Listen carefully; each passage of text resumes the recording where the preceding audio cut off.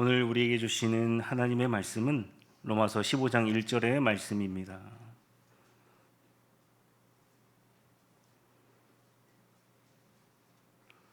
제가 봉독하도록 하겠습니다.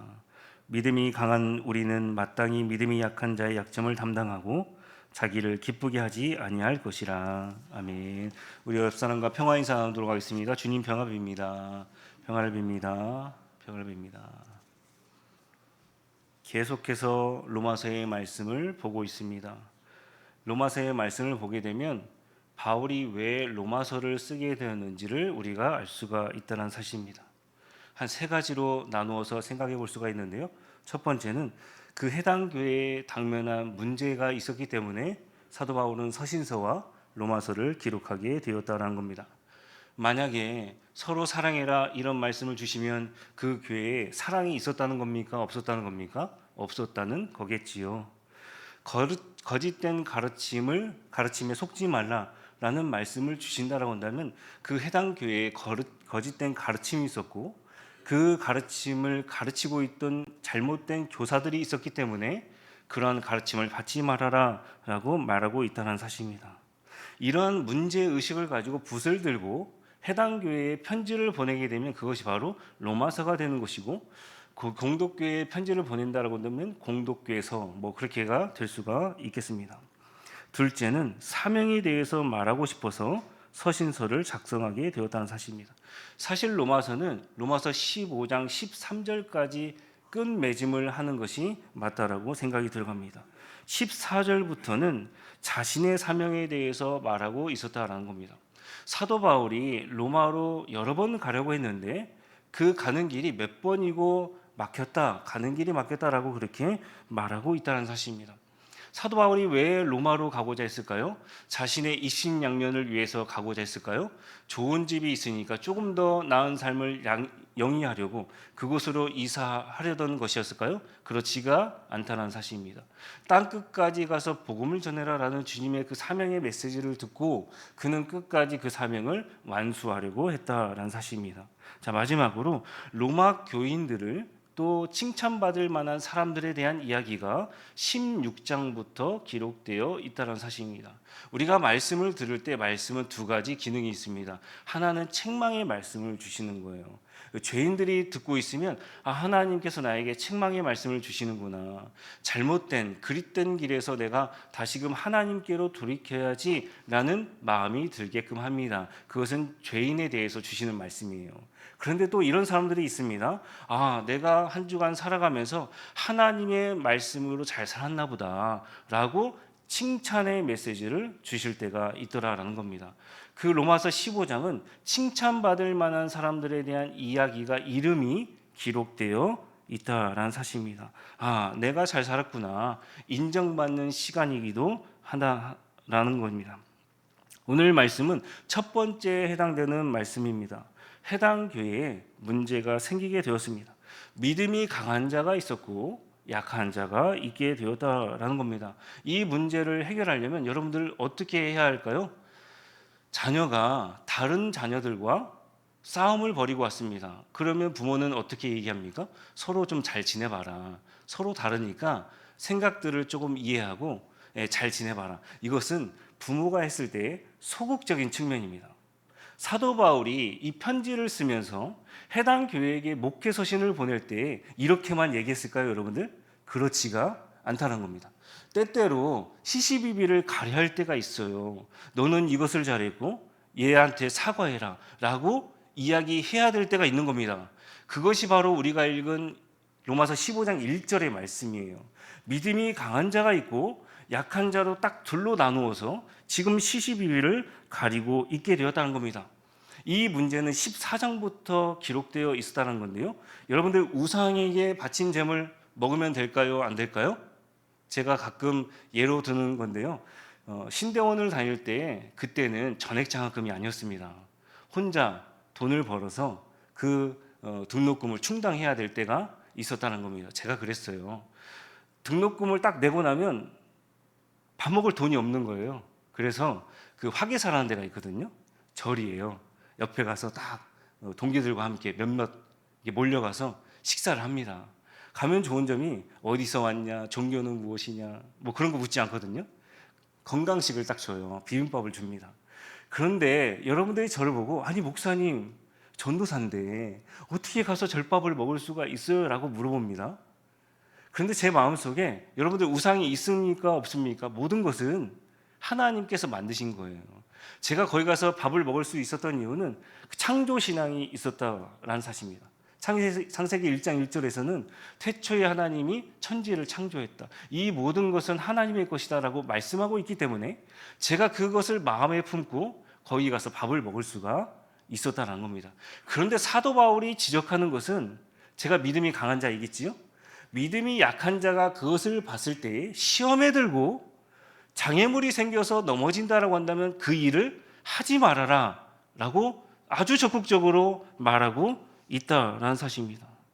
이것이 14장의 내용이고 15장에 와서는 그 믿음이 약한 자의 믿음이 강한 자가 담당해줘라, 보듬어줘라 라고 이야기를 하고 있다는 사실입니다. 특별히 우리가 읽은 15장 1절 말씀에서 마땅히라는 단어가 기록되어 있습니다. 반드시 의무를 가지고 책임을 가져서 믿음이 강한 자는 약한 자를 보듬어 줄 것을 말하고 있다라는 사실입니다. 그것이 믿음이라고 사도 바울은 이야기하고 있지요. 우리가 알고 있던 믿음과는 조금 다른 믿음 아니겠습니까? 우리가 믿고 있는 믿음은 행위가 아니라 하나님께서 선물로 주신 구원을 통해서 우리가 구원을 얻게 되었다라는 사실입니다. 죄인된 우리가 하나님 앞에서 의인이 될 수가 있는 것은 우리의 죄가 없어짐이 아닙니다. 하나님께서 바라보는 시각이 이제 너희들은 죄가 없는 상태야 라고 바라봐 주셨기 때문에 우리가 죄인된 우리가 의인이 될 수가 있었다라는 사실입니다. 이것은 종교개혁자들이 그렇게 얘기했던 믿음이다라는 겁니다. 그런데 그러한 믿음만 있을까요? 우리가 읽은 1절 말씀 다시 한번 보도록 하겠습니다. 믿음이 강한 우리는 마땅히 믿음이 약한 자의 약점을 담당하고 자기를 기쁘게 하지 아니할 것이라. 믿음이 강한 자가 약자를 돌봐줄 수 있는 근거가 무엇입니까? 자기가 가지고 있는 믿음 때문이다 그렇게 말하고 있다는 사실입니다.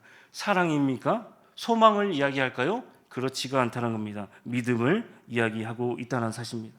믿음이 있느냐 없느냐의 기준은 하나님을 향한 믿음이 아니고 내가 교회 안에서 그 약자를 보듬어주고 책임을 져줄 때 하나님께서 너희의 믿음이 강하구나 라고 그렇게 바라봐 주신다라는 사실입니다.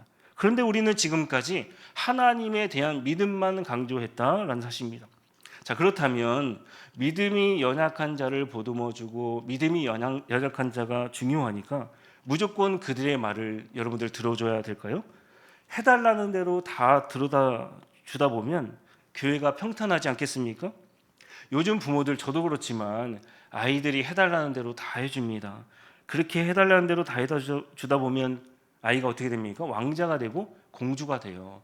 그래서 학교 가면 맨날 친구들하고 왕자 공주만 있기 때문에 싸우게 된다라는 사실입니다. 교회도 만약에 왕자와 공주가 모여 있다라고 한다면 어떻게 될까요? 먼저는 질서가 무너집니다. 그 다음은 서로 싸우게 되는 것이죠. 믿음이 강한 자가 있고 약한 자가 있습니다. 하나님께서 말씀하시는 것은 믿음이 강한 자가 약한 자를 돌보아 주라라는 말씀이지 그들에게 교회의 운영을 맡기고 지도자의 격을 주라는 말씀이 아니었다라는 사실입니다. 믿음이 강한 자가 약한 자에 대해서 그러한 것들을 믿음에 관한 것들을 끌려다닌다라고 한다면 어떻게 될까요? 교회는 우선적으로 질서적인 측면에서 믿음이 강한 자가 리더가 되는 것이 맞습니다. 그래야 교회가 성장하고 성숙할 수 있게 된다는 사실입니다. 그러나 믿음이 약한 자가 그 속도를 따라오지 못할 때에는 믿음이 강한 자가 약한 자를 품어줘야 한다는 사실입니다. 그래야 교회가 하나 될 수 있지 않겠습니까? 교회는 일하는 장소가 아닙니다, 여러분들. 자신의 능력을 한껏 펼칠 수 있는 장소도 아닙니다. 여기는 회사가 아닙니다.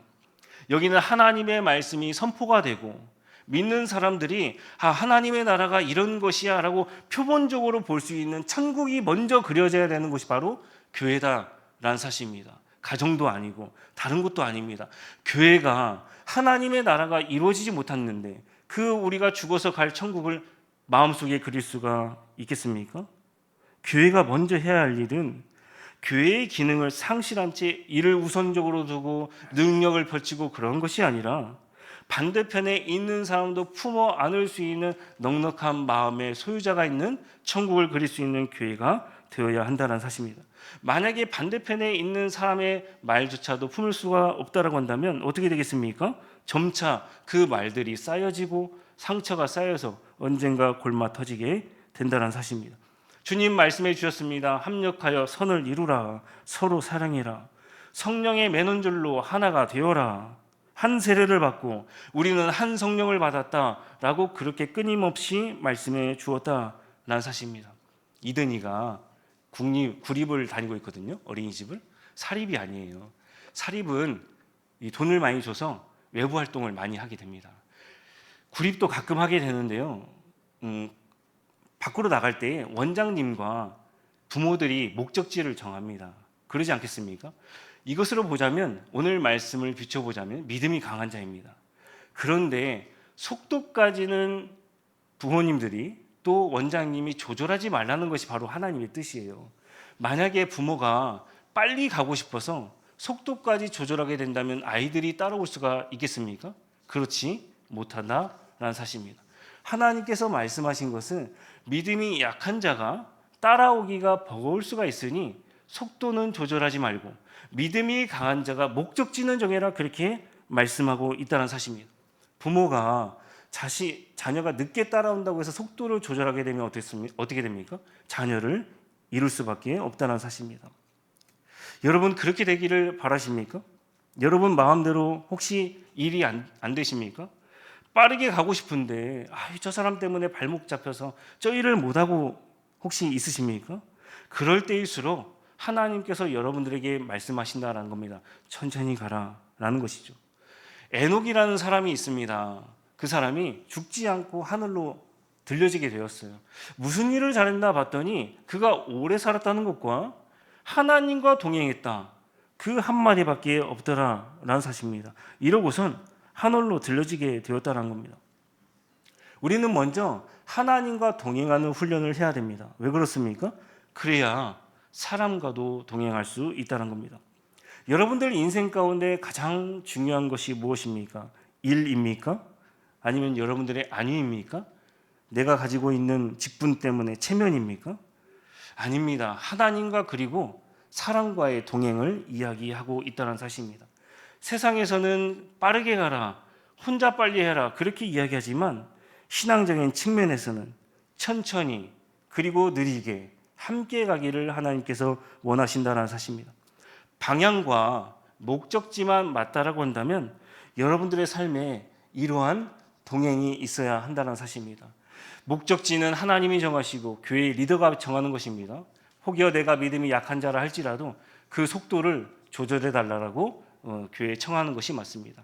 오늘 이러한 삶들이 여러분들의 삶에 가득하기를 주님의 이름으로 간절히 소망합니다. 기도하도록 하겠습니다.